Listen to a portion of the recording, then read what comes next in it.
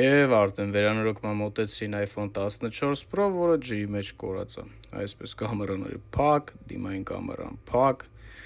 անջատվել է չի միանում։ Հիմա պետք է քանդենք եւ հասկանանք ինչն է փչացել, արդյոք վերանորոգման ենթակա է, թե ոչ։ Ամեն դեպքում ջրից վնասված ցանկացած հեռախոս մեր սերվիս կենտրոնում վերանորոգվում է անկախ բարդություններից։ Հիմա քանդենք, տեսնենք ինչ դետալներ են վնասված եւ արդյոք վնասված են թե ոչ։ Այսպես բացում ենք ու միանգամից տեսնում ենք ջրերը հեռախոսի մեջ, նայեք Face ID կողքերը ջուր, ներսը լրիվ ջուր, նայեք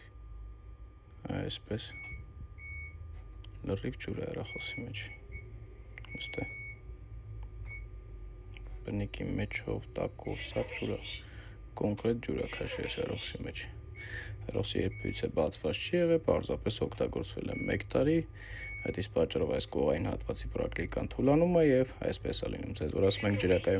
ջրակայուն փակել, խոսքը դրա մասին է, որ մենք ջրակայուն փակենք, ձեր հեռախոսը թեթև ջրի մեջ ընկնելուց հետո այսպես չլինի։ Հասկացանք։ Դե հիմա այս մարդը պետքա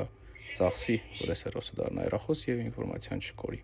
Բոլոր դետալները հանեցինք, որպեսզի չորացնենք եւ ունենք էկրանի վրա այսպիսի պատկեր։ Էկրանը եւս վնասվել է։ Կանաչել է, որ խնդիրը պետք է լուծենք եւ պլատա նորմալ միանում է, նորմալ աշխատում է մեկ այլ էկրանով։ Իր էկրանը կոնկրետ այսպես կանաչած է։ Տեսեք, միացել արդեն պլատան։ Միացավ հեռախոսը։